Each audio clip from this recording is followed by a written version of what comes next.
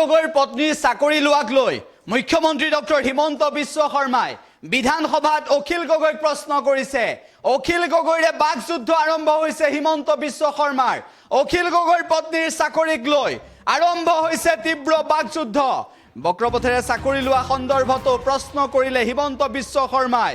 উল্লেখ্য যে অখিল গগৈৰ পত্নীতকৈ সেই সময়ত থকা চুকা ছোৱালীক আঁতৰাই অখিল গগৈৰ পত্নীক চাকৰি দিয়া প্ৰসংগত হিমন্ত বিশ্ব শৰ্মাক চেলেঞ্জ দিলে অখিল গগৈয়ে। উল্লেখ্য যে অখিল গগৈ আৰু হিমন্ত বিশ্ব শৰ্মাৰ বাকযুদ্ধ তুংগত উঠিছে। এবাৰ হিমন্ত বিশ্ব শৰ্মাই অখিল গগৈৰ পত্নীক টাৰ্গেট কৰিছে বিধানসভাত। কেনেদৰে বক্তব্যৰ উত্তৰ দিছিল সেয়া আমি শুনাব বিচাৰিছোঁ এই মুহূৰ্তত। অখিল গগৈ আৰু হিমন্ত বিশ্ব শৰ্মাৰ মাজত বাকযুদ্ধই কোনটো পৰ্যায় পালেগৈ আজি বিধানসভাত এবাৰ চাওক। মাটি কিনে আপোনাৰ মই যদি কওঁ আপোনাৰ পৰিবাৰে বিবৰা কলেজত কেনেকৈ চাকৰি পাইছিল মইতো আজিলৈকে কোৱা নাই। গতিকে ক'ব লাগে এইটো সময়ত আপুনিও ঠিক আছে। এই দিনাখন ইণ্টাৰভিউত মই আপোনাক আগত কওঁ আপোনাৰ পৰিবাৰতকৈ চোকা ছোৱালীক পিছ পেলাই থৈ চাকৰি দিয়া হৈছিল, পেপাৰত ওলাইছিল, ৰেকৰ্ড আছে। মই আজি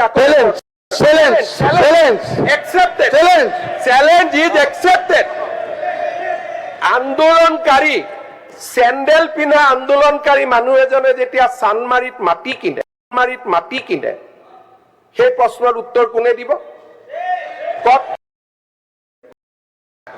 আপোনাৰ মই যদি কওঁ আপোনাৰ পৰিবাৰে বিবৰা কলেজত কেনেকৈ চাকৰি পাইছিল মইতো আজিলৈকে কোৱা নাই। গতিকে ক'ব লাগে এইটো সময়ত আপুনিও ঠিক আছে।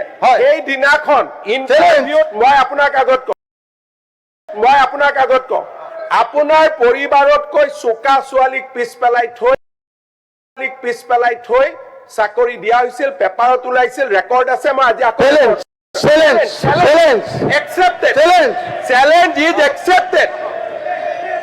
আন্দোলনকাৰী চেণ্ডেল পিন্ধা আন্দোলনকাৰী মানুহ এজনে যেতিয়া চানমাৰীত মাটি কিনে সেই প্ৰশ্নৰ উত্তৰ কোনে দিব? আপোনাৰ মই যদি কওঁ আপোনাৰ পৰিবাৰে বিবৰা কলেজত কেনেকৈ চাকৰি পাইছিল মইতো আজিলৈকে কোৱা নাই। গতিকে ক'ব লাগে এইটো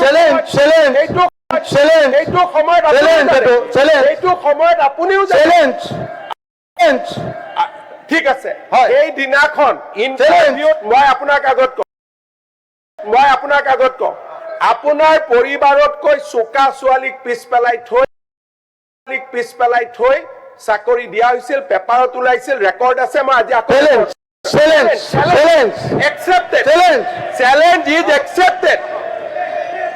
আন্দোলনকাৰী চেণ্ডেল পিন্ধা আন্দোলনকাৰী মানুহ এজনে যেতিয়া চানমাৰীত মাটি কিনে সেই প্ৰশ্নৰ উত্তৰ কোনে দিব?